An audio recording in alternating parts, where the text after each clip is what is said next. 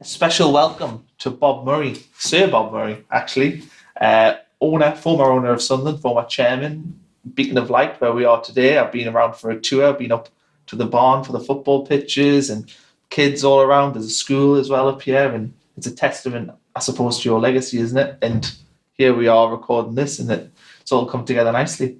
Yeah. I mean, it's something I really wanted to do, Connor, was to put something back. The stadium was one thing and the academy was another, but I wanted to do something equally as impressive. And I suppose before we really get going, first thing, how involved are you with the club at the moment? Well, I'm not involved that much. I mean, obviously, I'm letting them get on with it. I've got a dialogue with them, and Stuart's been invited to be a trustee of the foundation, which is great. And he's accepted, and he's come to our first trustee meeting at the end of this month. And do you still attend games, keep a close eye, watch them from home? Well, all the time. I mean, every inch. I get the Echo every day. I get the Journal every day. I get social media. Oh, you're on social media? Well, watch from afar? Oh, yeah, you got to do. I mean, it's been my life. I came to my first game when I was 9. That's 63 years ago. So obviously, things move on. I was here 22 years. It's a very long time. And, but I care deeply about the club as much as when I was chairman. Maybe it was a bit more. Who's your current favourite player? They're all emerging at the moment. I'll not answer that one, Connor. That's the only question I might not answer today. So you're obviously involved in the foundation. Could you tell us why the foundation was set up and what your involvement with it is now? Yeah, well, when I came to the club, I got involved with the community. I opened the club up to everybody. That's the way I did it, and I'm pleased the new people are looking the same way. And, the club's to be shared, it belongs to the people. And we started to do a lot of community work, and then we've got this awesome chief executive, Leslie Spuler, who absolutely leaves me speechless. She's so good. And full of admiration for her. And in the year 2000, I decided to take the charity outside of the club and become independent, totally independent of the club. And I think that was very astute, having seen what Short's done. It was because of the change in ownership of football in the future. And we established it with the best board of trustees in Britain, the most eminent board in Britain, and the most caring board in Britain. And it's grown and grown and grown, and then we had the vision for the Beacon. And we've had to raise £20 million on our own to project this facility, And it's much needed, is this for our people. I built this for the people. I built it for ourselves. You have to look after your own. And this is what this does. The output of this place is enormous. And it's a really special thing. But it all came about because my dad worked at Silksworth Pit as a 13-year-old, and he didn't like it. And he moved to Concert Steelworks, and that's where I was born. But I was born in 1946, and in that year, there was twice as many kids born. And so when I got to 15, I knew I was always going to work at the Constantine Company. I didn't know what I was going to do, but I was always going to work there. And when I got there was twice as many kids that year. And I didn't do well at school. And I didn't get a job. I wasn't on the intake. I was told I'd get in the next year. So I was unemployed for a year. And that had a massive effect on my life because I felt I left my parents down. And it scarred me and inspired me. And I sorted myself out then. And I threw myself into education because I'm not the brightest, but I can work hard and diligently. So that changed my life. And I've always remembered that. And the people here, all they need is a chance in life. The good people, they just need something in life to get them back on track or get them ahead of the game. And then that's where this all came from, really. When did the idea for the Beacon come about? I mean, at what point did you go, I want to build this for my people? Well, it about the same time, 2000. We had a vision for the stadium park. We managed to attract the pool here. That was going to Northumbria University, but we hijacked that. That was a really big effort by us and the council. to bring the only Olympic pool next to the stadium out because we wanted to be a destination site. Then, we got short to build a hotel. And obviously we had this site. I mean, the government's given us this site for £1. I mean, it's a very valuable site, high in the riverside, prominent, in a great position. And so we wanted to do it. And the fact I put the North Stand up extension first showed the thing that I wanted to do that, because I wouldn't have got plan permission today to do that. It wouldn't have been physically possible to do that. So I had to put the North Stand extension on first to complete the side of the ground. So it's always been in a master plan and a wish list. The city needs a good start, a 4-star hotel. It ticks all the right boxes, and it's fantastic. So we talked a little bit about your own childhood experience and how they inspire you, but what does the foundation do, in regards to them inspirations? What was your vision for it, and is it hitting that vision? Oh, it's more than hitting it. It's surpassing. I mean, we've had a soft opening and it's been successful. We've raised 18.7 million. We have this £20 million asset, unique, the best in Britain. And we only own just over the million. We're in a great position. Is it a separate entity or is it self-funding? Yeah, we have to pay our way. I would really like the supporters to get more involved in it. It's here for us and them. It's to be shared. The club are making good use of it now. There's a great relationship with the club on working together now. Very positive. The new people get it. Well, Short didn't get it, and they understand these things. And I've read that the beacon felt like unfinished business for you. Well, what do you mean by unfinished business? I'd done the stadium, and it's a fantastic stadium, and it can be extended. The academy, I worked very closely with Arsenal and John Ficklin on it. It was of the best of its time. Obviously, Man City's come on and things like that now, but it still stands up there in the top 5. It's a fantastic academy, and this here is unique and the best in Britain. So I just wanted to do the hat trick, really. And final one, really, on the beacon is, what's the reaction been from people about the beacon? I mean, I think it's a unique building. Most football clubs won't have a football charity that has a building like this. No. I certainly know our neighbours up the road don't have anything near this. So I mean, what do people say about it? Well, we get a lot of leaders from different aspects of the country here, and they're all I mean, it must have taken your breath away, did it, when you came? It did. Yeah, it's even the outside, the fact it changes. I drive past it when I go home at night. It changes colours. The Leicester City the other day, it was obviously blue. It is almost an inspiring building, I suppose. Yeah, we've got something even more special coming along next year as well, that you'll find out later about. That'll take it to another level. So before we jump into the juicy stuff of your time at Sunderland, I just want to know kind of what you're doing these days. Are you enjoying retirement on a beach, or are you keeping yourself busy with other businesses, or Yeah, I've always been in kitchens all my life. That's allowed me to do what I've done. I bet you've got a good kitchen. Pretty good one. There's one coming here free actually soon for Jamie Oliver's kitchen. One of my kitchens is coming, and Jamie Oliver's given his name to it, and we're going to start that soon, which is very good. And Jamie's coming up to open it. But I've got a kitchen company. I've got property. I'm not bad at property. I've been involved in property. I'm a finance guy educationally, but I do like property. I like creating things. And also very privileged to be Chancellor of Leeds Beckett University, which is somewhere I studied at in my career at Leeds Poly, which is now Leeds Beckett, and we have 30,000 students and staff, and a lot of people go there from the northeast, which is nice. And I think that's a real privilege to do that. I'm very much in education and people advancing their lives. And of course I do this as well. And obviously you've got the Bob Murray Library, which is Sunderland University. I mean, that's ironic that.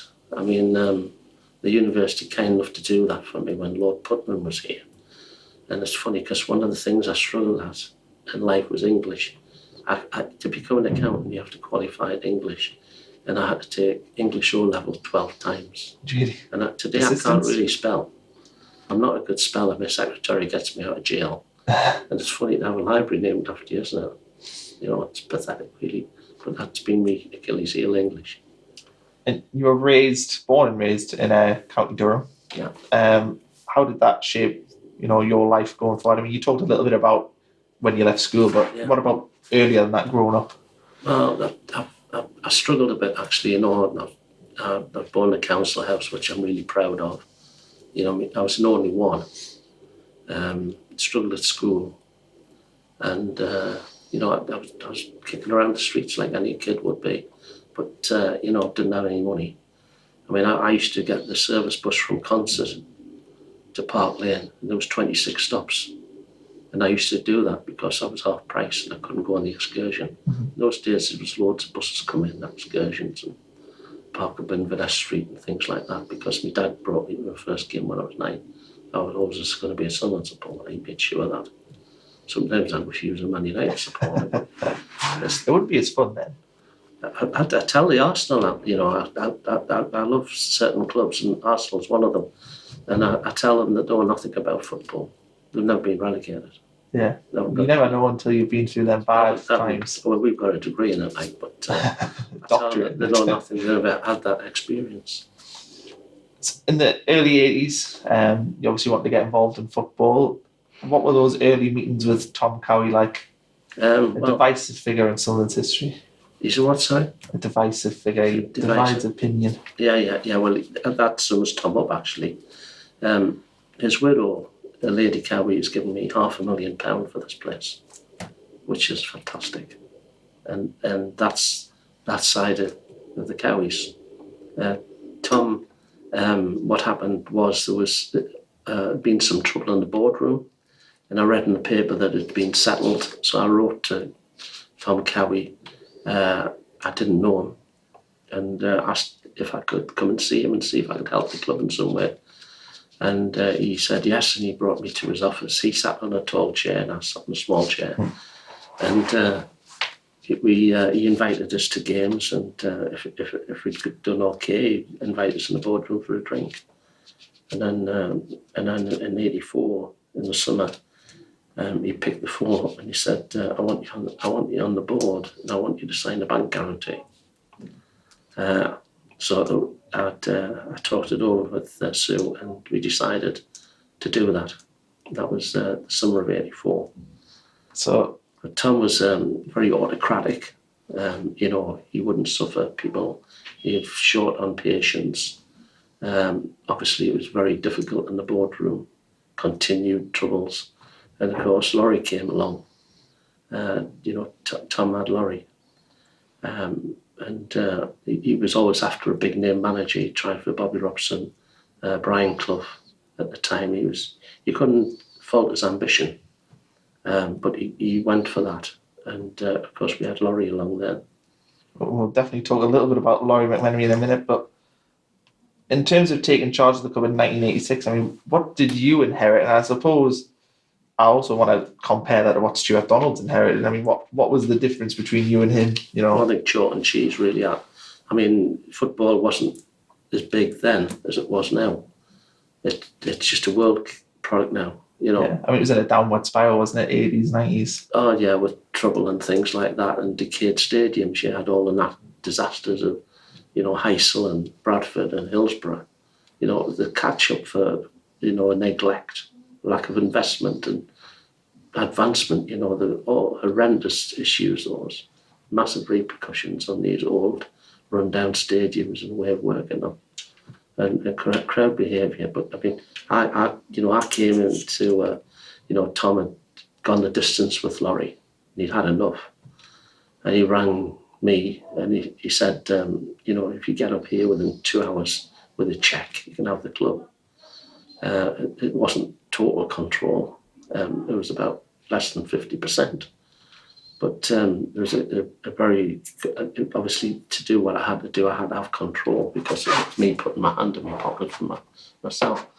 And, there's a guy at the Echo, the chair of the Echo, Sir Richard Story, and he had the 5% of the club, the Echo. and he obviously believed in me and still does today, and supported me to get the club into the right hands. And he gave me 5% of the shares for a guinea. And that got me control. So I took over the ownership of the club. And obviously Tom cares deeply about the city of Sunderland. Let me make that absolutely clear. He's also got a building at Sunderland University, like yeah, but he's just had a road named after him, which I think is a nice thing to do, because he loved the city. He might have done the odd thing wrong and whatever, but he's well-meaning. Very difficult man to work with. Very, very difficult man to work with. But of course, the club was 3 times over its overdraft. So the first thing I got, because the bank was the Midland Bank, and that's was Tom's business. Now, Tom was in cars, but what he did was he leased cars. So what he was doing was selling money and debt. And he was borrowing hundreds of millions of pounds off the bank and making good margin on it, because he was lending money, really, not selling cars. He was using cars as upon a vehicle as to get debt, And so within a week, the Midland Bank were on saying, you're 3 times over the limit, Mr. Murray. We're going to put the administrators in. Now, this coincided with Middlesbrough, identical. Middlesbrough actually went into receivership. We had the same bank, the Midland Bank. So I had to get the finances organised personally to make sure the club didn't go into receivership. So, in those days, 90% of the gate was the gate money. The rest was commercial. Somebody got paid by the pools money for getting a draw, going on the pools coup, and it was 90% was the gate money. And of course, we had Roker Park, which was, love it that I did. It was run down. Didn't do the Taylor report. And the lads used to go in a dressing room every day, and they would get in the car, drive down to Clevedon where there's this pitch. It's awful pitch. No trees, no running water, nothing there. And they would train there in the awful weather, open, and then they'd get into the car, own cars, dirty, drive back, and they'll all sit in the same bath together. And they did that 5 days a week, except on Saturday. And that's all the support. There was no infrastructure there. Here, we've got a fantastic stadium. The crowds got out at 8,000 then. It was really difficult under Laurie. It was a bad time for the club. Laurie McMenery himself, what was your relationship like with him, and why, I suppose, did it go so bad? I mean, it should have went well. He did such a good job at Southampton, but... Yeah. Well, when Laurie came, he demanded to be managing director, you see. So Tom did that, and so therefore I was one of his directors when I was on the board, and then I became the chairman. And Laurie is a big, tall lad, and he's very confident and things like that. And he had achieved something, the equivalent of being second in the Premiership, and he'd done it through biting all players. Well, the first thing I worried about Laurie was that, one, his package. The club couldn't simply afford the package that Tom had agreed. It just wasn't viable. And what's the comparable in today's money? Are you talking? I couldn't even think about it. It was an enormous package. Is it like Sunderland trying to sign Paul Pogba kind of levels? Well, it was not sustainable. Yeah. Not sustainable at all. And Laurie, we had 2 really good fullbacks at the time, Barry Venison and Nick Pickering, and they both went on to play for England and had a distinguished career. So Laurie bought 3 fullbacks. He bought Gray and Alan Kennedy and the one from Ipswich, Nick Burley. So we got 2 great fullbacks. We bought 3 fullbacks.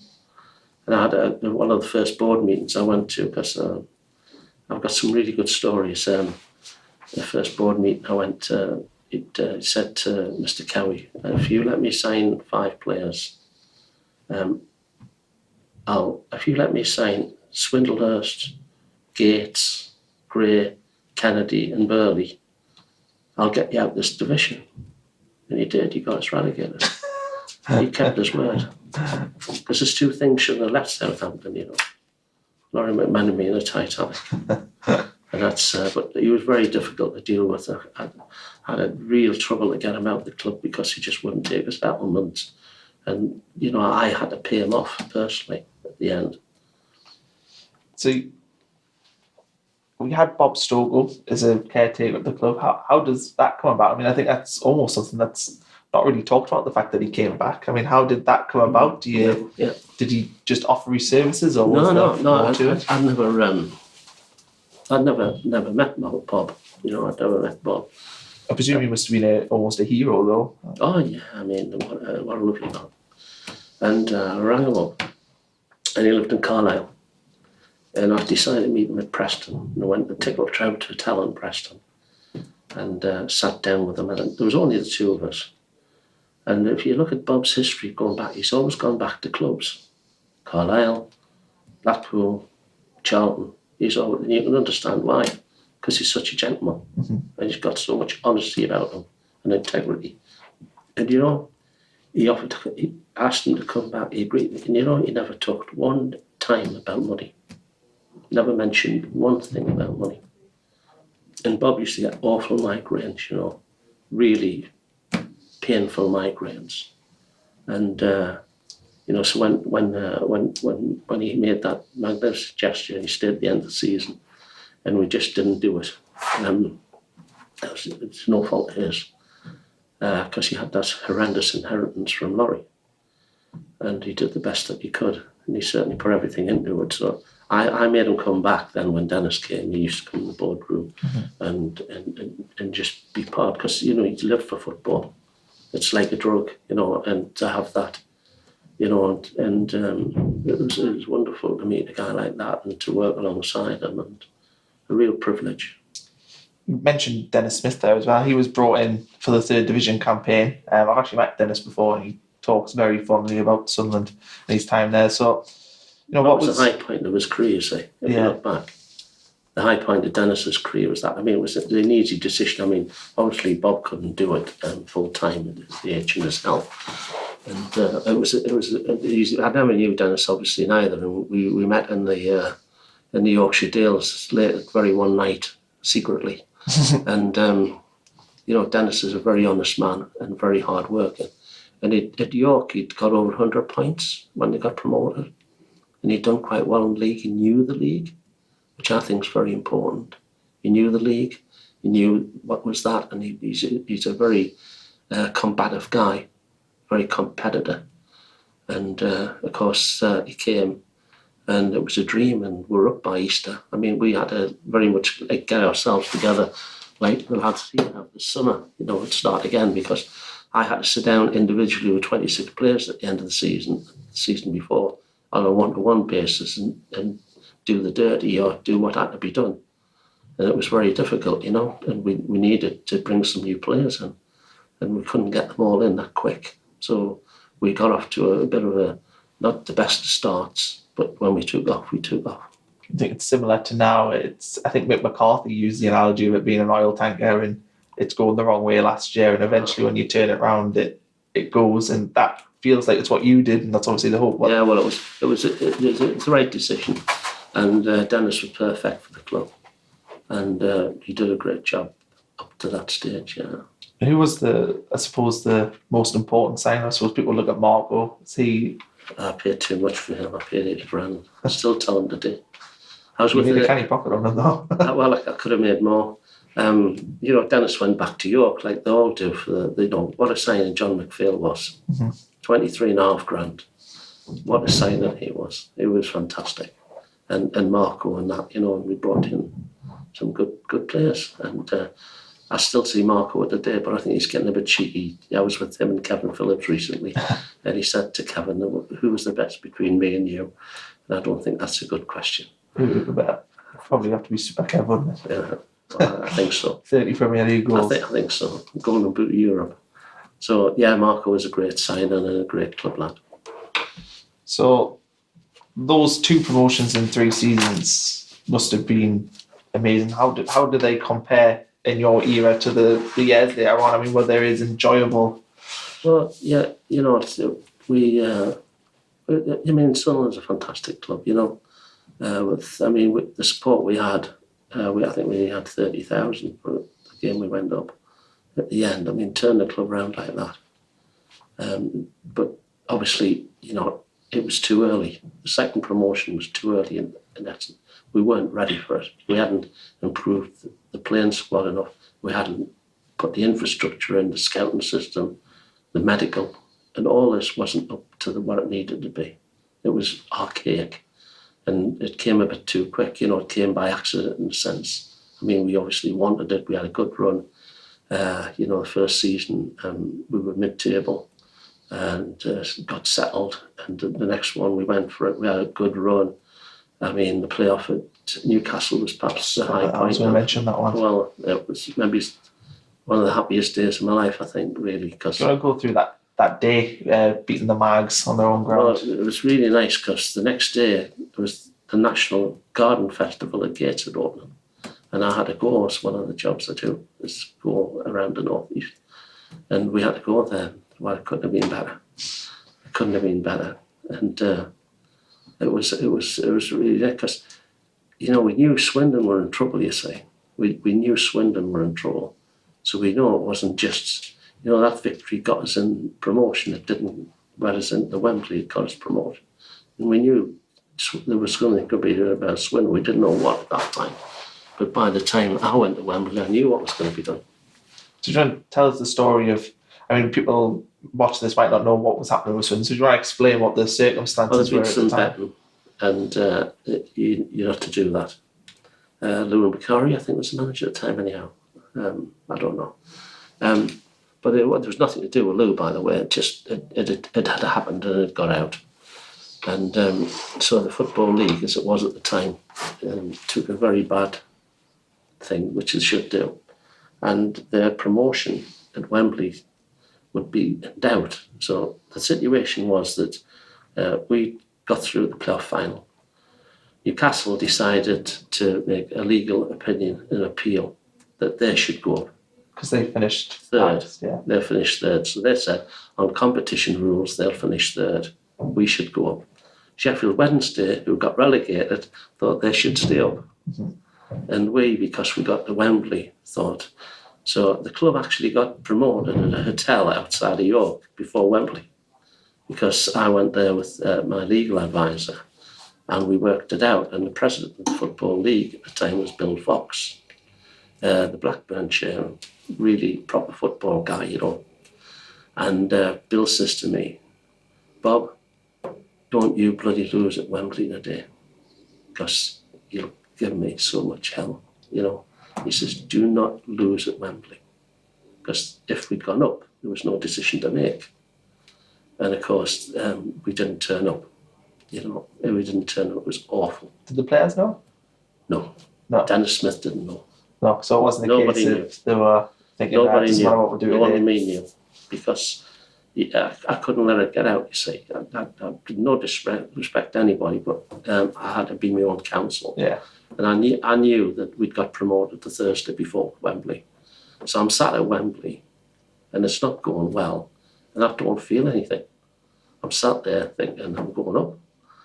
And, we went out and we went down the same road the Swindon lads went down, and they're all up and down and tooting horns. And I'm thinking, if we go on Monday, lads, you're not going to be very happy.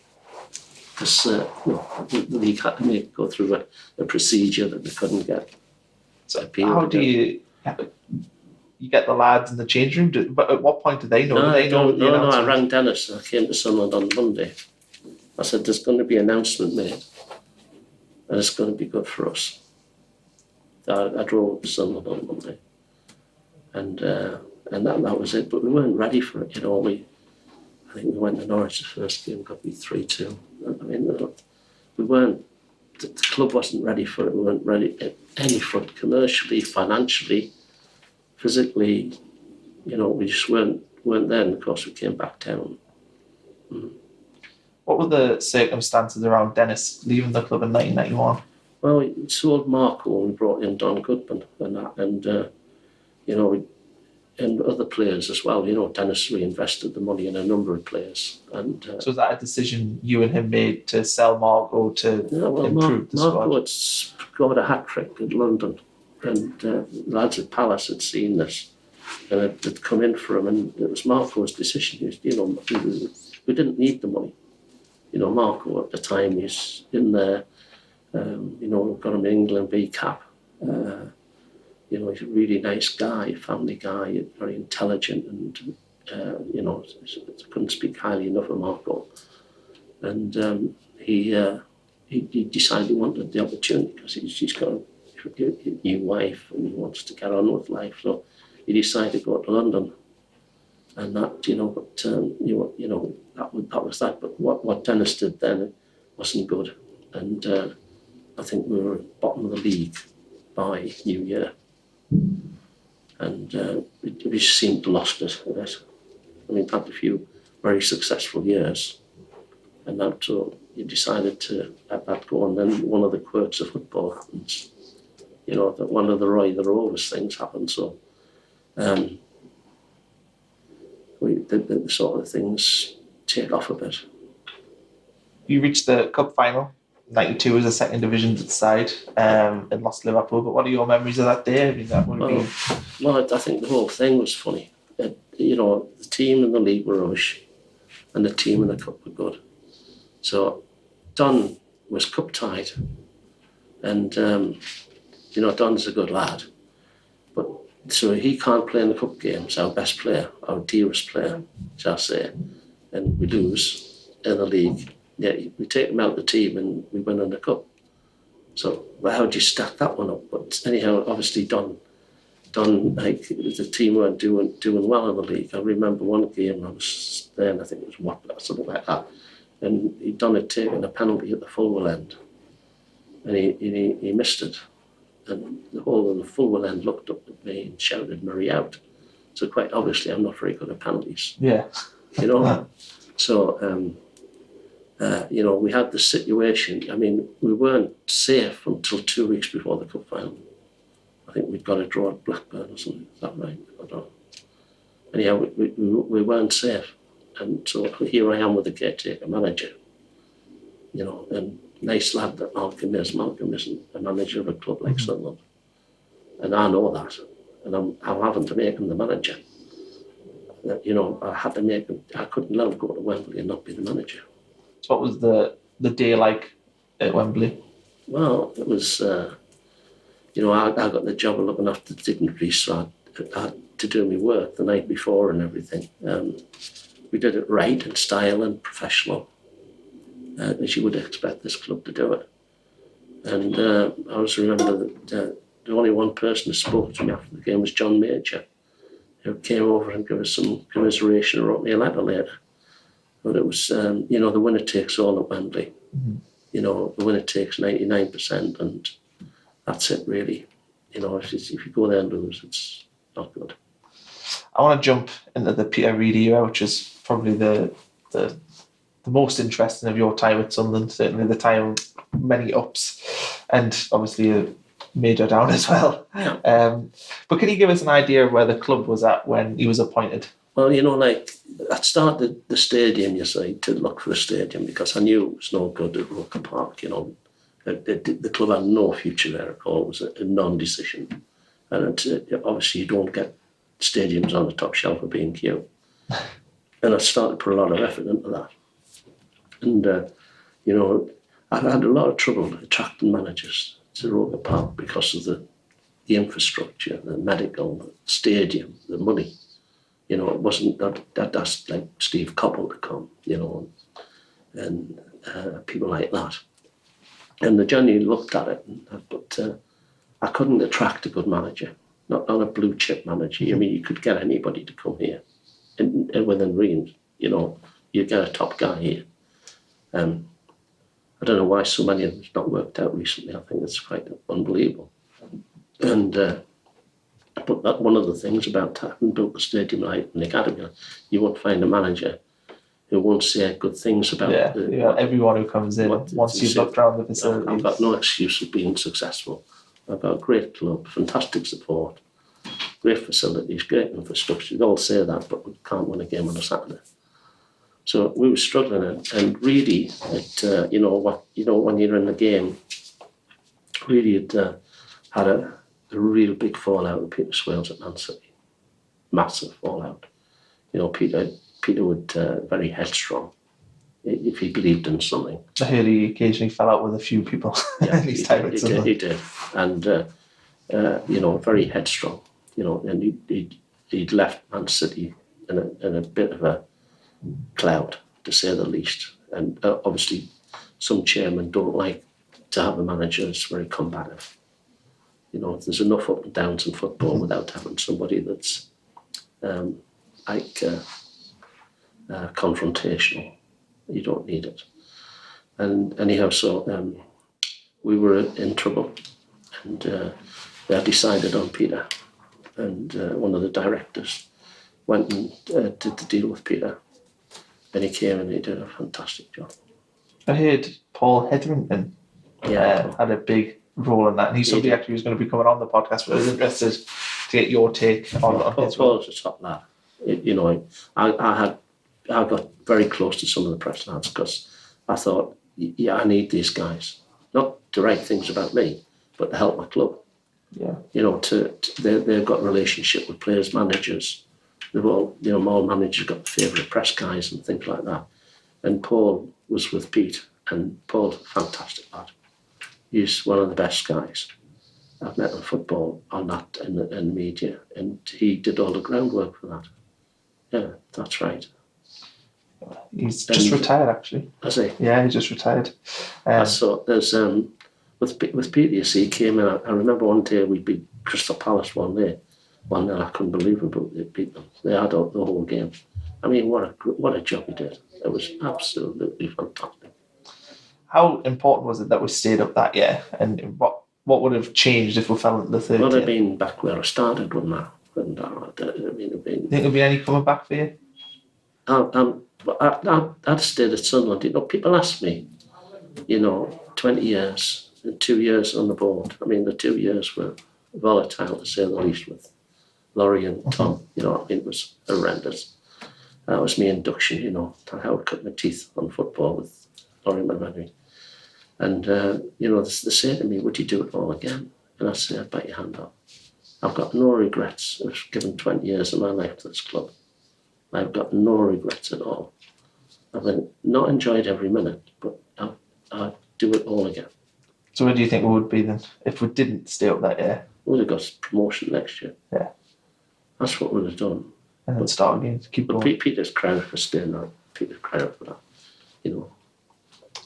So obviously we stayed up that year. Next year, Reid took up in 96. Premier Passions was that year as well, which I'm sure we'll talk about. But when Ellis stayed up the following season, how was that campaign, and were you worried about the state of the club with relegation since we were building the stadium?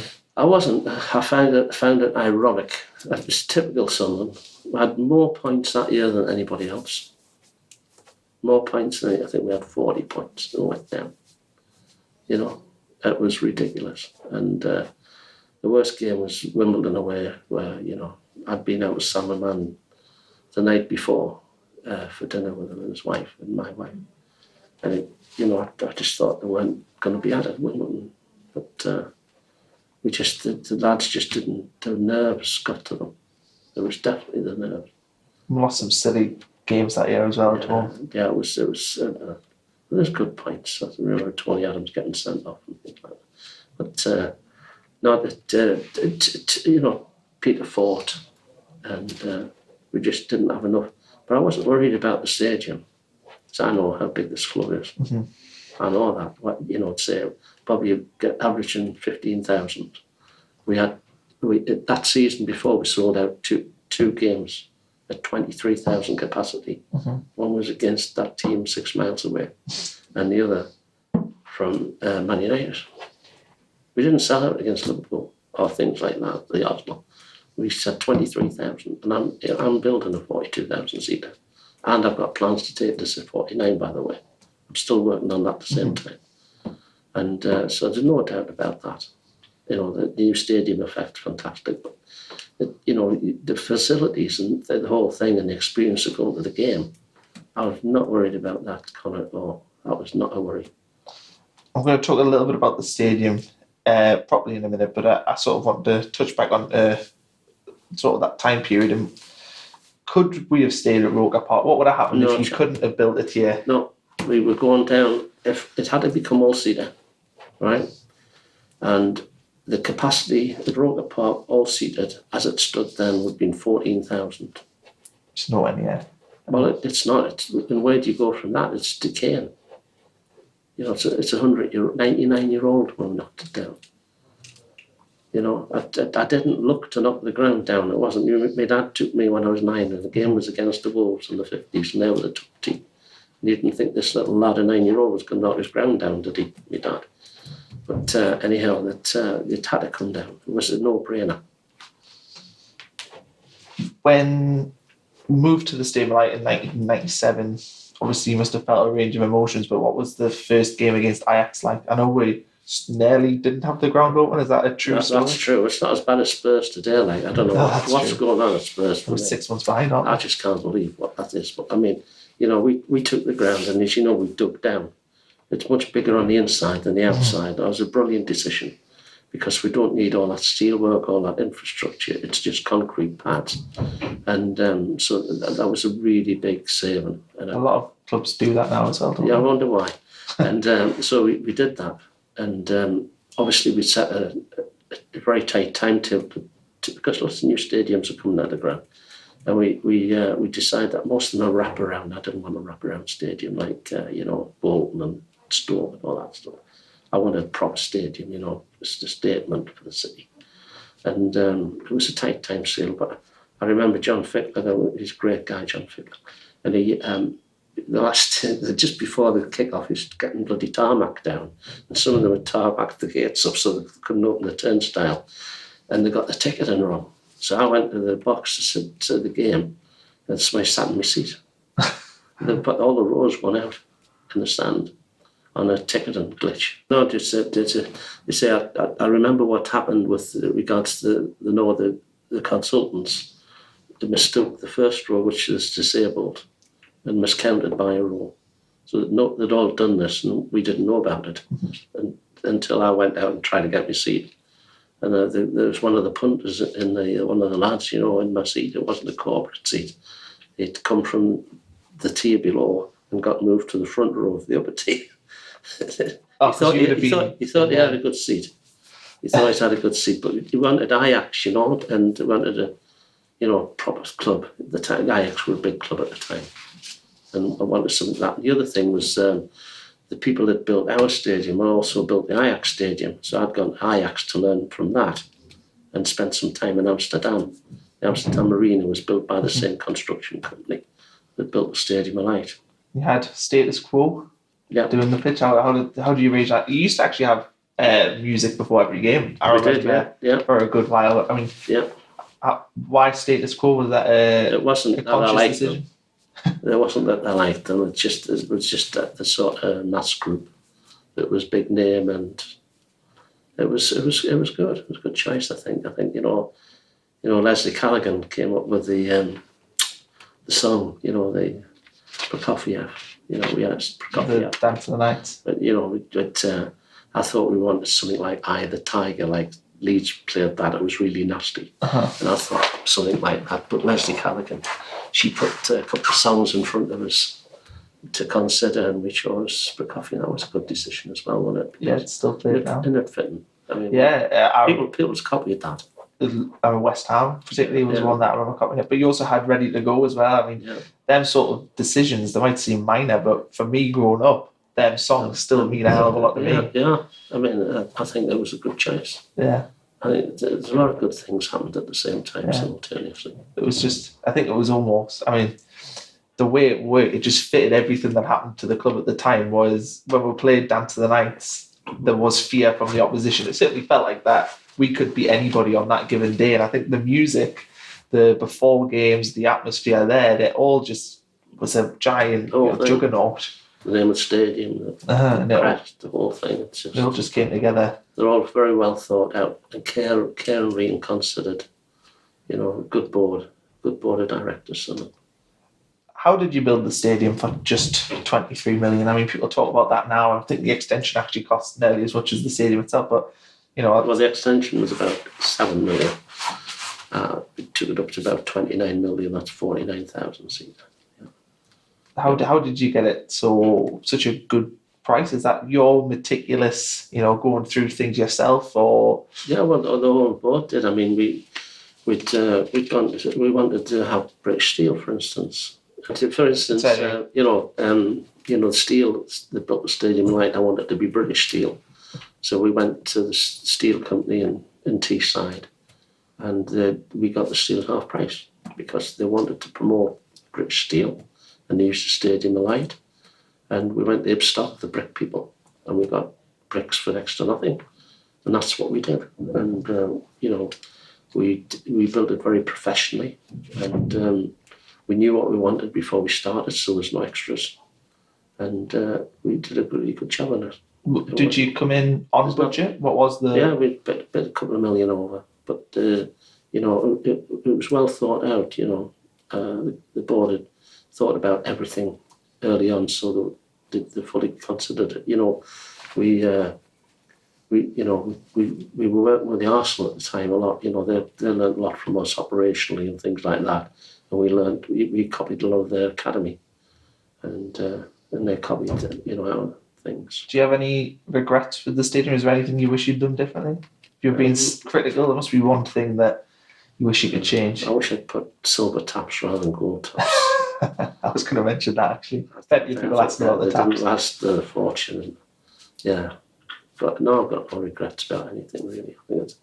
I think it's the people that fill it that I like. I've heard that Sunderland have funded the Stadium Light and the Academy Light differently to our, local rivals. How was it differently funded? I come to Sunderland to give something back. I didn't come to take anything out. I can honestly say that. When we went on the stock exchange, which was the right thing to do. Is that 99? Yeah. I was a dominant shareholder. So what we decided to do was issue new shares to the new shareholders at a very good price. And all that money came into the club, didn't go into my pocket. So I got ownership down from like nearly 90% down to 55%. And I give away a lot of ownership. But the club got the money, and that's the money that built the stadium in the main. I put some money into it, but and the Football Foundation put a couple of million in, but that's where it predominantly come from. When the media deal came across with Sky and people like that, we very much wanted to be a Sky media club. And at Newcastle, they went with NTL. And what they did up there, which I think is totally wrong, they sold their own shares to NTL. The price for the shares was awesome. It was a ridiculous price. It was a false price. And they took those privileged prices and put it in their own pockets. But when we did it with Sky, and we issued new shares again. And that is the money that's played for the Academy Light in the main, And it was totally different. I couldn't think of two different clubs, actually, than up there and down here sometimes. And not the people, but I mean the way it's run. Mm-hmm. It's not the way we've done things. Were you concerned, we talked a little bit about this before, but were you concerned that you would have an empty stadium in those early years? I mean, No. The average crowds were nowhere near 42 and then it goes up. No way. Well, why were you so confident? I don't know them. I know them, they love football. They love this This club, I still think that they're unique. It's got that much love in it. It's unbelievable, despite what they've been through with Short. I feel scarred by Short. You're telling me too. I feel deeply scarred. My family feels deeply scarred. I feel really hurt. If you said to somebody, take that great club and get it relegated, it's impossible. It's impossible to take this club into the league at that. The third tier. It's impossible. If you took that asset, this support, and that basis, You know, What did people say? it's like a death wish. You sell a keeper for 30-odd million, and you spend 1 million. Yeah. It's a death wish. I said to Martin Bain last November, for F's sake, will you get a keeper in here at the window? He did. He got Lee Camp. Yep. That went well. That went well. You know, you couldn't write a script, could you? No, you could see as well. Couldn't say it. I mean, did you go to any games last season? Yeah, I did. Yeah. You could see at the stadium anyway, just the players were not fit to play at that ground. I mean, not all of them. There's a lot of them that, you know, were okay, Catamol, etc. Let's be honest, they shouldn't be at the club. Some of those players should not be at this football club. Reid, go back to Peter Reid, took us up in 1999 with 105 points, and that year we were just beating steamrolling everyone. I think Barnsley were the only team to beat at the stadium night. Just how good was that campaign, and what's your fondest memory of it? Well, we'd had the unique playoff, hadn't we? Nobody could have a playoff like that, Yeah. could they? 4-4. Nobody could have that. Like With the Sunderland lad doing the business for them. yeah, and the number of penalties and all that sort of thing. But we got promoted that day actually for the next year because Niall sorted some of the lads out, which had a fatherly word. But I decided I wasn't going to let anybody leave the club. At the Charlton game, we had lots of Premier League players on that team. There were lots of Premier League players playing in that team. And, you know, to have like Michael Bridges as the reserve forward and all this sort of thing. You know, I think I've done a few good things, but one of them was to keep that team together. And I was determined to keep that team together. And we used to go to games and no one was going to win. I felt like Man United. I really honestly felt like Man United. What was your favourite thing about that team, from a fan perspective? Oh, just so enjoyable, the whole thing. You know, there's some special lads there, great atmosphere, total enjoyment, you know, about camaraderie and things like that. You see, when Sue and I got involved in Sunderland originally, we knew all the players. We knew if they were married, where they went on holiday, we'd buy them engagement presents, we'd buy them christening presents. We were a family, you know, and that was very much like this team. You know, there's no animosity, nobody put themselves above anybody else. It was all for one. And that was a great year. Did you, when we got Kevin Phillips from Watford, when you spoke to Reid, you know, in the years past, you just been like, what a wonderful deal that was. I mean, is it Peter Reid that deserves credit for that, or does somebody else deserve credit? Kevin had come to play against us on the midweek game for Watford, and he caught the eye. And he was going to go to Ipswich, you see, and he chose us. I mean, I'm still close to Kevin today. I was with him and his wife a couple of weeks ago. And that's what we were, you see. To have the golden boot of Europe at Sunderland. I mean, that's got to be the biggest achievement ever. To play for Sunderland and get the golden boot. Yeah. It's hard enough play for Barcelona and getting it. You know, but play for Sunderland and get it, he deserved, wasn't it? It's what time? It was deserved. It what? Well, definitely. That whole year, everything he was touching was. Yeah, so, you know, Kevin kept Kevin quite a long time now. I kept Niall here for 9 years. You know, we got his career back on track because he had a horrendous injury. We'll have to A lot of people would have kicked him out. use your contact to get Kevin Phillips in on here at the Beacon. I'm sure he will. Yeah, well, he's one of our ambassadors at the Beacon. Well, there we are. You know. We'll work on that. I want to talk about the 99-2000 season. Now, I want to throw an idea at you that you've maybe thought about, but not too much. When you watch Leicester win the Premier League in 2016, do you ever think that could have been us in 99-2000? Yeah, absolutely. Where the stars aligned there, Vardy was our Phillips. One of my biggest disappointments in my time was that season when we finished second. At New Year, we were second. And we got cheated by a referee, a bad decision. Is that the Man United, Andy Cole? We got cheated at Christmas, I think it was West Ham or something. Or we would have gone top, if I remember right. And no team has been second at Christmas and not gone into Europe. Yet we managed it. And I was really upset about that. I think that's something that I really wanted to do, is to get Sunderland in Europe. And of course I had the same thing, you know, with with Millwall, that's another bad experience at Old Trafford, because with Man United, if we'd beaten Millwall, it got in the final and lost the final, we'd still gone to Europe that year. So I've got major disappointments. Like, what about the Intertotal Cup? You've made the decision to not enter that. Why? This is Mickey Mouse Cup, is it? But you could have gotten to Europe if you'd. That's a long shot. Players need the right preparation for the season. They don't need these miscellaneous things. You look at the club in the last couple of years, how badly they've been prepared for the start of the season. It's not this season, but they've had all the hell on to get a team together this season from the dregs that were left last season. Yeah. So you have to have good preparation. First day of the season, 99-2000, get hammered off Chelsea. What were you thinking that day? Do you think you'd be all right? Be all right. How important was the Watford game? I think on the Tuesday night. It's fine. Peter. He let himself down very badly at the end. We had a lot of success for 5 years or something. I supported him to the hilt. I'd have to go to Yarm every 2 weeks and get drunk with him.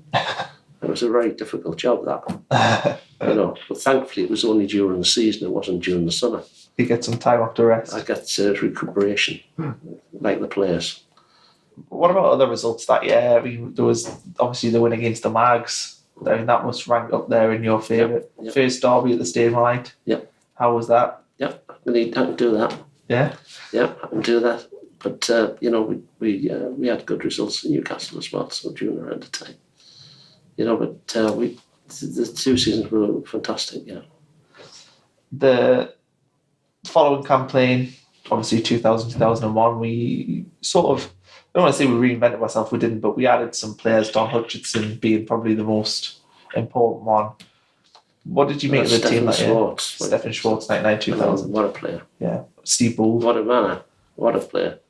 What about the Stefan Schwartz contract? You talked about that, the space contract. Well, Stefan's a really intelligent guy, and what a player, intelligent player. We had some good players at this club, some good people and good players. How did Steve Ball? What a man, a colossus, what an ability. I had to go to David Denton and get him here, and I just wish he'd been a bit younger, because what an eloquent man, intelligent, great player. How did I want to talk about Stefan Schwartz's contract now. Okay, there's the space clause in there. Yeah. How did that come about? Is that a decision you make in the boardroom? We think Stefan Schwartz is going to go to space. Well, he can if he wants from me. He can if he wants. Stefan just he's different, isn't he? I found him. For instance, he couldn't understand people not having food and being short of money. He couldn't understand that. So I caught him. He used to fill his car, go to the supermarket, fill his car up with food and drive somewhere and give it to people. That's something I didn't know about. But that's what was going on at our club, you see. This club is held in the highest regard in football. It was never in trouble. Not like Burn and this bloody thing that we've had recently. That would never happen in my time. Never happened. The club was held in the highest extreme in British football. It was the supporters were. The whole club was held in the heights. Someone do things right, to go about the right way. The sports is totally respected. The people loved coming to Sunderland. They loved the day at Sunderland coming to the clubs. I want to do some quick fire transfers. So, first one, Robbie Keane. Never on the board. This press comment, the agent talk, all that sort of thing. That was never. Was it true that there was an email sent out to say we'd signed him? No. All fictitious stuff. Ibrahimovic? Fictitious. Again, nothing. I want to talk about Milton Nunes. So for our younger audience who probably don't know Milton Nunes, he was signed, I think, 1999. I think he made his debut against Wimbledon, actually. Yeah, I scored. Which was my first game. Yeah, and he's I think this is where the end of Peter's coming, because we had this great bond and togetherness, and then Peter started to lose the dressing room. We had trouble with Mike Summerby, but we didn't. We had trouble with Peter in reality. We had trouble with one of the full-backs as well. Megan. Chris. And Alan Johnston as well. Yeah, we did not need this. And this is where Peter's has got to look at himself. We've got 3 very good club men, excellent players. And we have issues, and we don't have issues. And it was not managed right. And this is the start of the end, you see. And of course, Niall's come to the end of his career as well, which is an added issue, because it's not just him on the pitch, it's off the pitch. Mm-hmm. So like I'd take the lads to, with the wives, to the races. It's my guest before the season, as the traditional thing. And we'd sign this lad, Landis, from Bordeaux for 5 million. It's a lot of money, 5 million in those days, Mm-hmm. And we have a bit of drink, and Sacco gets drunk a bit. He's a very honest guy, Bob. I love him to bits. Proper football man. And he says, Bob, Chairman, Landis can't play. I'm like, he can't play. We paid £5 million. I think he played like 2 games or something.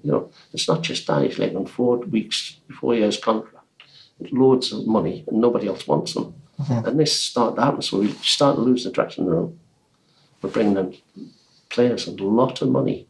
A bit different to what's in the dressing room already. And that's where it's gone. I begged him not to sign Nunes, but he says, I need him, Chairman. He says, I need him. Well, Adrian Heath had been to see him. He wasn't high enough to shop at Asda. He couldn't get anything off the shelves. It was a tiny little lad. Obviously, he didn't speak any English, and he's from South America, and, not Brazil. And it was just such the wrong decision to do. And that went on and on and on. Do you think? We had Fred Gard, the winger. Carson Fregard, yeah. I mean, they're all bad signings. Pete's really naughty, because he's been saying that I spent money on the ground. That's not true. I signed Torres Andre Flo, and I paid £9 million for him, right? And he says, I need him, because, we'd had a good start to the season. I think we won at Leeds as well, but he says, look, it's a deadline, I need him. So I went back to this lad. His attitude was horrendous. He did not want to be here. Him and his wife, he was absolutely horrendous. So I signed him from the Rangers. Sir David Murray's a friend of mine. Not related? No, not related. Yeah. But I remember thinking he likes Sunderland. He's reserved his second strips, red and white. Have you seen that kind of time? Mm-hmm. He likes Sunderland. And, his alternative strip was red and white a few times. And he's been very good. So I said, David, I cannot believe that you sold me for £9 million. I said, why did you do that to me? He says, Bob, I paid 13. So anyhow, all these signs coming out. So we've got trouble in the dressing room. We've got Niall moving out of the thing, and his presence off the field and on the field. And we have all this going on, and it's not good. And that's what happened. That's what people wrote. I wouldn't say Chris Macon and the wingers, both the wingers. I mean, Nick's no problem. Speaking to him today now, and I think it's really sad that we lost, and that's where we went wrong. There's no doubt about it. I'll put my life to that. Idaho Johnson. Any rumour? No. Gaza? No. Gaza went to Borough, and he stayed to see him. Schools? No way. No. Collar? No. I should stop ringing him. These are all just Mickey Mouse. paper talks. All paper talk, agent talk.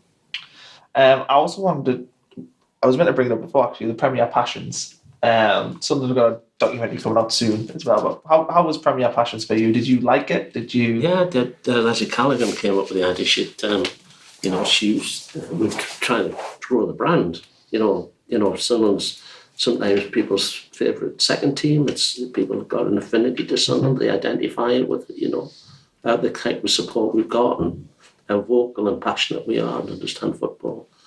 We're not like prawn sandwiches, if you know what I mean. And so Sunderland, very popular club. Nobody says, I hate Sunderland, upset somebody a little while away. But, it's a very much liked club.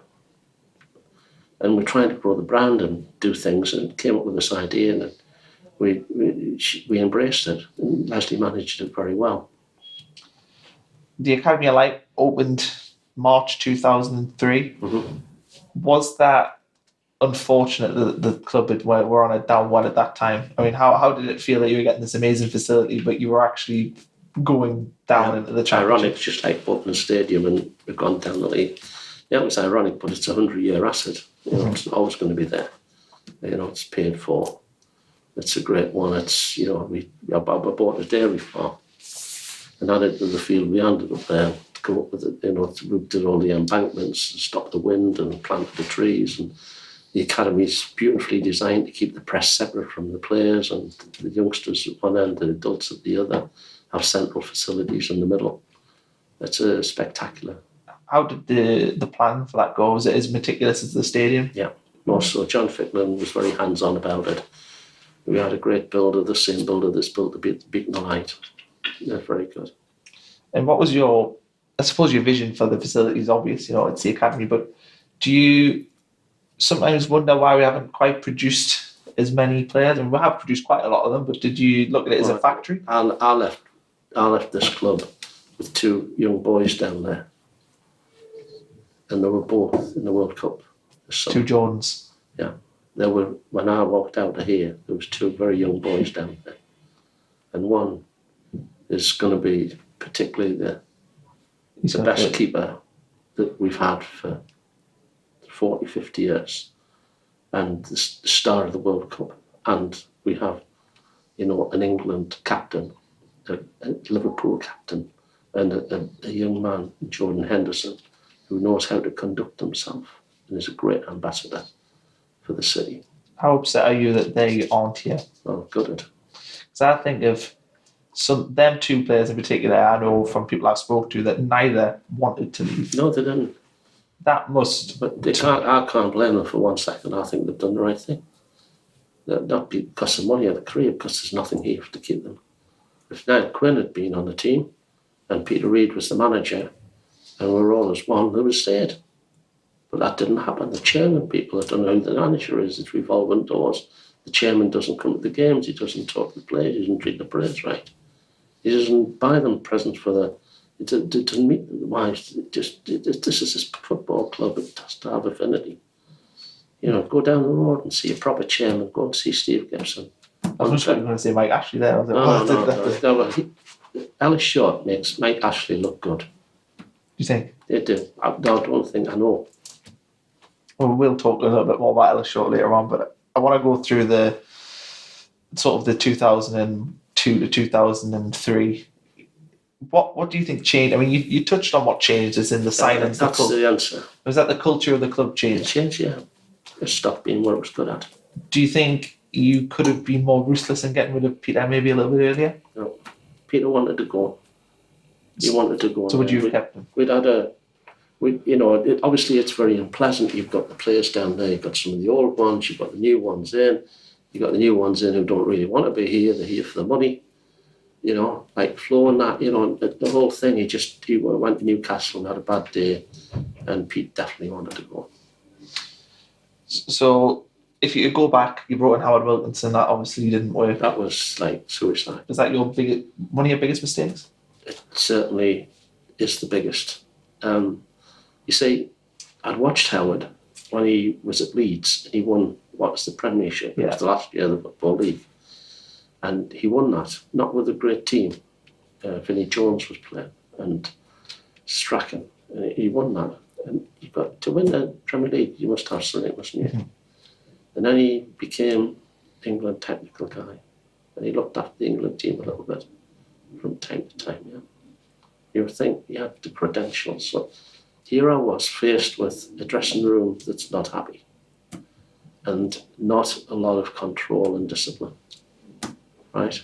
Because Pete would be the sort of guy, we won today, let's go out and get pissed. And we lost today, let's go out and get pissed. And that's not, I'll apologise to Peter if I'm being a bit respectful, but it's not like a professional business thing. And I thought we needed a sort of the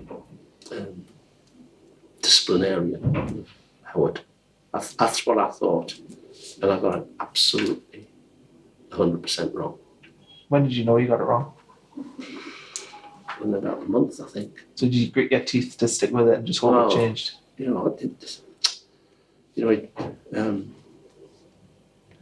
didn't really get his hands that dirty. I was surprised at that. Anyhow, it was a massive mistake. I thought for that reason, I thought the club needed that sort of person. Somebody who'd achieved something in the game, somebody to look up who was a disciplinarian. And I thought that, I'd got it totally wrong. And it was quite obvious it wasn't going to work. Do you wish you'd had Mick in at that point? No, not really, because, I think that, I thought I'd taken the decision. I stood by it for a while. It was very hard at the end because he kicked off big style. And he's the only guy that actually doesn't speak to me. Will go. Yeah. Which, to be truthful, I'm quite happy about.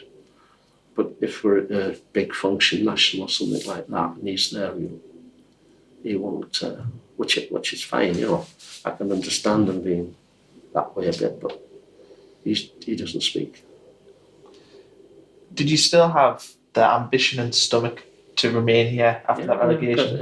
Or did you need a couple of weeks reflection even? No, I'm for the Sunderland, I mean, in my 10 years, my lowest I finished, Sunderland at Roker Park, Stadium. In the 10 years, in my last 10 years, the lowest I finished was third in the championship. And that was with Mick. And we lost in the playoffs against Crystal Palace. That was the lowest point I did in 10 years. So people, when they look at my record, need to look at it in perspective, because at Roker Park, I was trying to build a football club, rebuild a football club, both physically, in numbers and in stadium. But that's my record. Were we close to going into administration at that point? We were in the nursery unit at the bank. Barclays were tremendous because we'd invested all this money with the team, floor and everything, and we'd gone down. And we had players weren't worth anything, and we got the wages. So I've always been, I'm a pretty big Labour guy, and I've always been close to Gordon Taylor. And Gordon's been up here to see the Beacon recently as well. He got come up all the way from Manchester. He said that much about it, he just wanted to see it. And, he's a good guy. And I went to the Players' Union, I went to Gordon and said, Gordon, I've got a major problem. I said, I can't play the lads. So they decided to we agreed to pay the lads 50% of the money. And we're in the nursery room at the bank. The lads were fabulous. They all accepted it. They all signed up. Yes, that's okay. As long as we get it later, it'll be all right. When that was going on, we never made it public. You refinanced a lot of the debt. So I remember reading in the programme, I can't remember what game it was, you had a section where you talked about the fact you'd secured the club. It must be about 2004. Mm-hmm. How important was that to the future and what Niall was able to get a few years down the line? Well, it was, we'd sort the debt out. We all worked at it hard, and we got the debt down. I mean, when the club passed to Niall, we've got two massive assets and no debt hardly at all. Minuscule debt. We turned the club totally around. It was very, dead easy to do, What was the process then from, I presume you're in your worst position 2003, the summer, to when you left it in 2006? How in 3 years do you turn it around? Well, you see, what we didn't have in those days was the debt. The players kept the same wages. They didn't drop down when we dropped down. That wasn't around at that time. It soon came in straight away after that. We introduced the new contracts, but we had to deal with it. We had a lot of players on less money, massive money, and we just worked it through. So, you know, we as I moved on, we got them off the bill, and it was just managed it through, but really difficult. How did it feel losing a player like Kevin, you know, for basically not nothing, but nothing compared to what you'd been offered previously? And what was the highest offer you received for him in his peak? I think, Spurs were always chasing him, you know. You'd be going in with the team on a Saturday morning, and you'd pick the paper up, and the back page of the tabloids would be Kevin's off to Man United next week, Kevin's off to Spurs, you know. And that's on match day. It's very unsettling. You know, Kevin loved his time at Sunderland, and you know. Did he ever want to leave, or was it just the last year? No, we kept them together, you see. This is what you got to understand. You have to treat players right. It's no good. Sign them, put them in the hole. You have to look at them like human beings, manage them like any sensible relationship you have. You know, Kevin was a great ambassador, a great player for this club, and wanted to be at Sunderland, even though he's from Watford, and he came in the game late. He hadn't made any money before he came to Sunderland. You know, he's got like 3 or 4 kids, and he wanted to be at Sunderland. What was your relationship like with Mick McCarthy? You brought him in at the end of the 2003 or 2002-03 season. He surely must be one of your favourites, because he, with a very small budget, put us back in the Premier League. And what was your relationship like with him, and how much do you rate him as a manager? Well, Mick's one of these guys like Bob Stoker. He always gets jobs, you see. They always get a job. You know, he's got a great managerial record. These people know how to run a football club. They're very honest and very hard working. You know, they're measured, and that's why they get jobs all the time. You know, Peter left here and had a nightmare. Peter went to Leeds and they went bust. It wasn't his fault. He went to Coventry, went bust. Yeah, he didn't do well, did he? And he went to Plymouth. So what made Peter Reid? Was it Bob Murray? Was it Sunderland? Or was it Peter Reid? Because that's the only window with Peter. You see, Dennis's high point was at Sunderland. Dennis never did anything on the scale of that. But Dennis managed a team for 1,000 games because he'd always get a chance, you see, because he's good and honest. But Dennis can't manage in the Premiership. It's beyond him. And Mick is a perfect Championship manager. You think he was made for the Championship. He won't like me saying that, but his record tells me that. But he'll get his 1,000 games, you see. What were your conversations like with Mick when you were bringing him in? Well, very straightforward. You know, he's you see what you get at. I think, if you know, he's very good. If he's got an Achilles heel, right, he's old-fashioned. He's very much in the Denis Smith era, you know, the combative centre half, you know, come out and have a fight, you know, like that's the sort of thing that I didn't understand. We had this big bloody, I know I'm carrying weight, but this guy used to come on at half time. He used to keep the players on at half time to train them.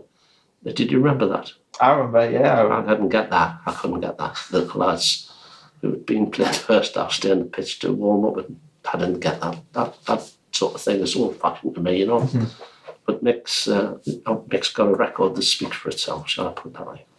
In 2005, promoted back to the Premier League. So that's your third Premier League, top division promotion.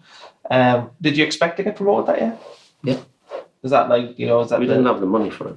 Because I remember, we went up with Liam Lawrence, Dean Whitehead, 5 million. Danny Collins. We spent about, Mick bought a bad goalkeeper as well. The players you did. And you got rid of Mark Poom as well. I mean, how does that conversation go? I mean, you get rid of a keeper who's proven, and you brought in Calvin who wasn't, and it didn't work. Or Calvin, I'll get told off for saying that wrong, actually. People always pick on the way I say it. We didn't have the resource to support Mick financially, that's the truth. That was it. It's a legacy of everything else. And, you know, I was trying to find looking to find somebody to come in the club as well, because we went to America and we looked at people in sport that ran business right. You know, I wanted to leave the legacy in the right hands. I wanted to, you know, was getting on here 2005. It was my 19th year. And going down wasn't an issue, you know. How does it feel for your record, though, that you had them 2 19 and 15-point relegations? I mean, do they hurt? Because I think they're the things that people, if they're going to criticise Bob Murray, nobody will ever criticise the stadium or the academy, but they will say the 15 and 19 points. You go back to Peter Reid. I'm sorry, but you have to go back. Pete lost the dressing room. I've said this earlier. That's where the problem started, and it wasn't corrected. Because in football, when things are bad, it can always get worse. So you look at it, it stems. That's the stem of it. How hard was the 2005-06 campaign? Because we weren't ever hammered, really. There was a few bad defeats in there, but it just seemed we didn't have enough quality. But everything that could go wrong did. I mean, how hard was that for you? We were short. We were short. I knew that. I take responsibility for that because it goes back to the earlier time. You know, Terrace before would have cost us 25 million quid for a couple of games in one go. That's the cost of it. Yeah. You know. You sold the club 2006 to Niall Quinn and Drummondville. How did that deal come about? What was the process? Well, we were looking at people, and Niall came on the phone. And, you know, I've got a lot of respect for Niall, you know, and I find him charismatic and that, you know, he's a good guy, you know. I got his testimonial for him and everything like that.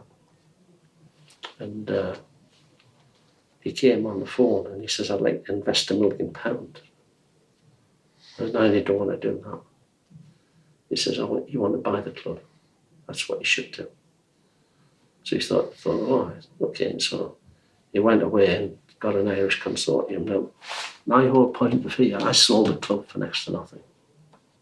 A friend of mine just sold West Brom for 180 million.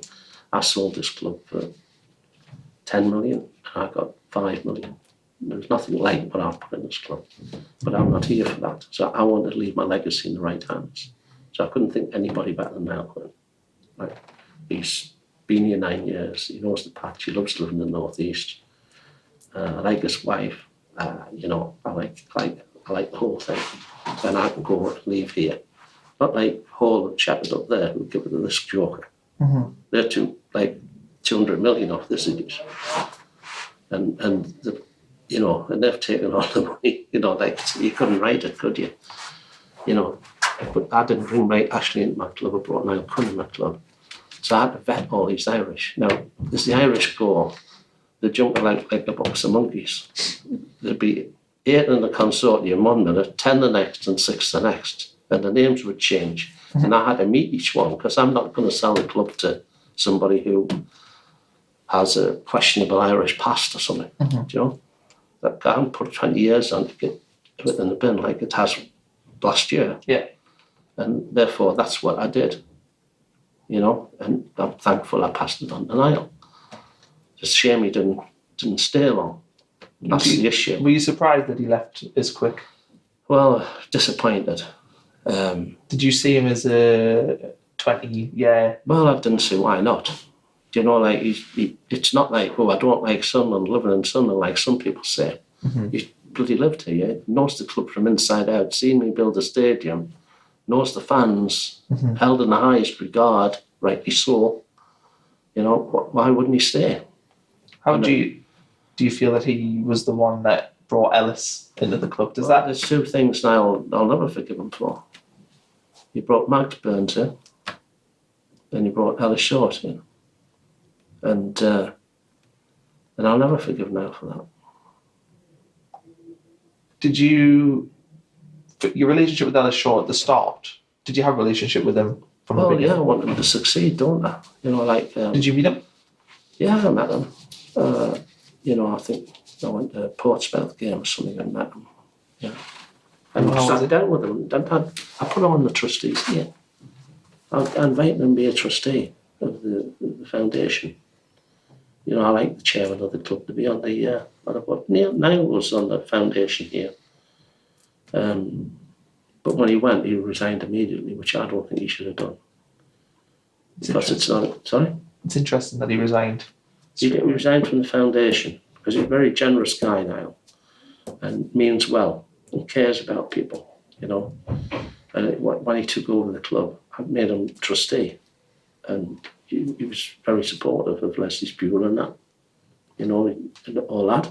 And then, but when he went from here. He just says, "I'm resigning." Just roll down Niall now. I'm resigning.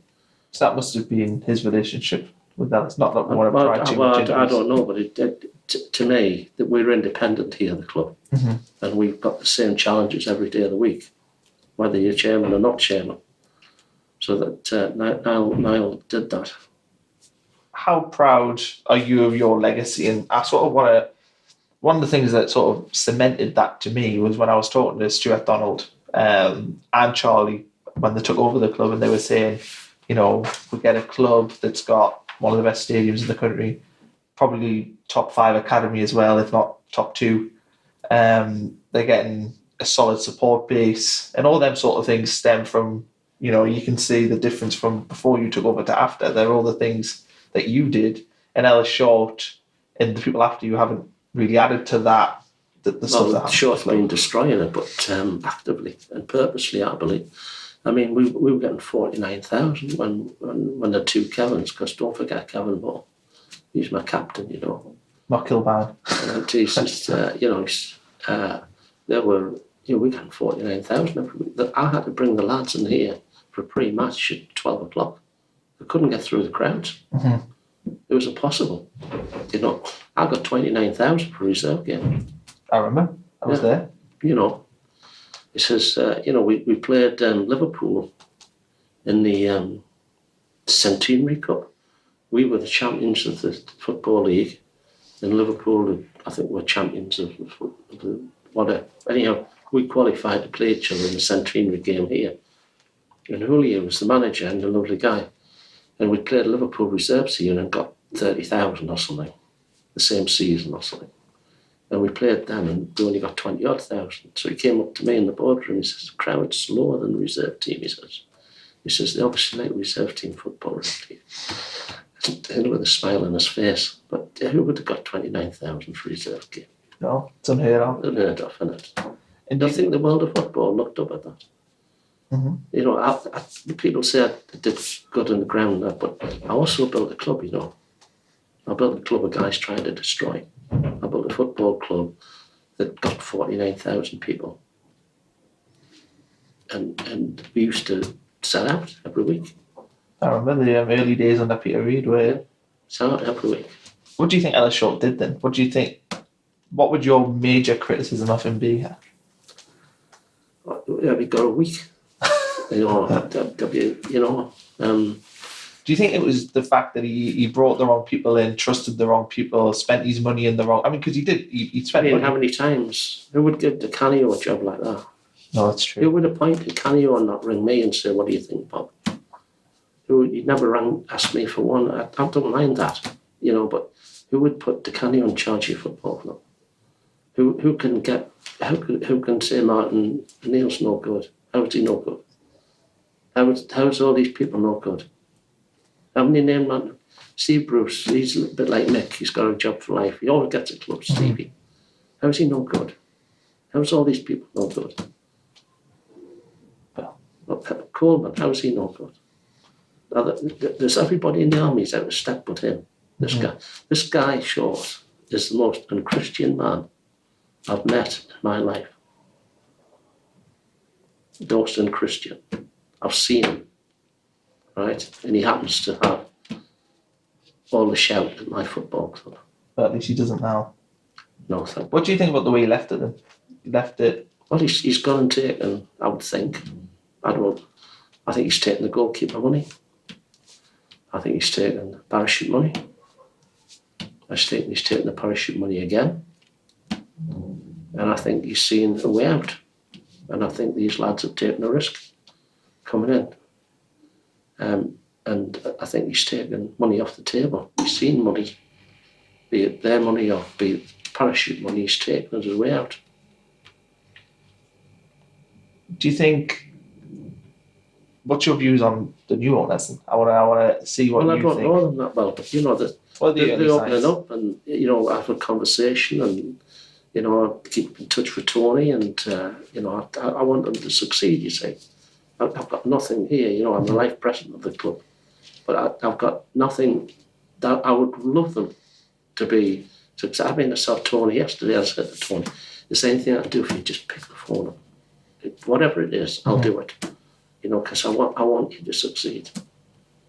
Would you have ever got involved if the club was on its knees? No. In short, couldn't, you know, and he was like, right, I've done my thing. You think you'd never get? I'd do anything for it, but I couldn't run it. You couldn't go back in? No way. I'd have my time. I'd do it all again if somebody said in 1981. But I've done my bit. You know, I've done a bit. Have you ever thought about writing a book? Yeah, I am writing a book, actually. You are writing a book? I wonder who I heard that from. Well, Rob Mason, the club historian's writing it. And very excited about it, actually. It's going to be a big book. It's going to have lots of interesting, unique stories in it. The final thing I really want to talk to you about, Bob, is Wembley Stadium. Do you want to tell us what your involvement was with Wembley Stadium? Yeah, well, obviously, it happened with the Labour government and Tony Blair. There's about 2000. The bid's 2006. England. I remember seeing all the stuff at the ground. Yeah. The World Cup 2006 bid. Yeah. And Wembley's slipping a bit. The whole bid's centred on a new Wembley, and you don't get them pretty easy. You know, I think Wembley's the best stadium in the world, by the way, any sport. And it was slipping, and the government were really concerned about missing the bid, you know, because obviously they have to perform at the stadium there. And it takes so long to build a stadium, you can't shorten it. You know, there's no quick way. You've got to build it up and then put this Mickey Mouse roof on. And it was, you know, it's a very corporate stadium and things like that. So I got a call from a guy called Sir Patrick Carter, Lord Carter. And he'd been given the job of sorting Wembley out. So I worked with him for a year because they wanted somebody in the game who knew about stadiums, who knew about what you know, Ken Bates was doing, or Doug Ellis, or whoever was in charge of the stadium at the time, because it wasn't happening. It was slippage of time. So they decided to set the board up to build Wembley. And I'd done a year already, and then I was put on the board. I was imposed on the board by the government. And I stayed a year. And during that year, we let the contract and raised the money. And then I left because I wanted to concentrate in Sunderland. So I didn't want to build the stadium. I'd done the funding and I'd done the build-up, and I left them to it. And so I don't know whether Wembley would have happened if I hadn't got involved or not. I don't know. I quite get the credit for Wembley when it's going wrong. And but it was a great thing to do. How do you feel about the talk of them selling it? Do you think that's a... I mean, I know they've said that that's probably not going to happen. Do you think that's a bad idea? I don't... Why would it happen in the first place? You don't sell your home. You know, like we built a great stage at the stadium, and we've built a great academy to produce the actors for the stage, haven't we? Mm-hmm. And we've done that with England. I built Wembley, got it into a reality, and I did it at St George's. You know, the two go hand in hand. Why would you sell your home for?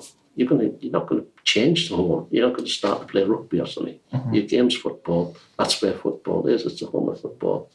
It's always going to be there. It's always going to be needed. Why would you change it?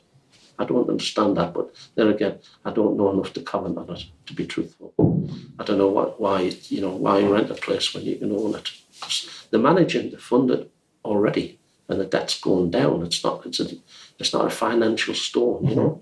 So I don't get that. So St George's Park, you're involved, England's training ground. What actually is your role with them? Well, I came at the club in 2006, and I got a call from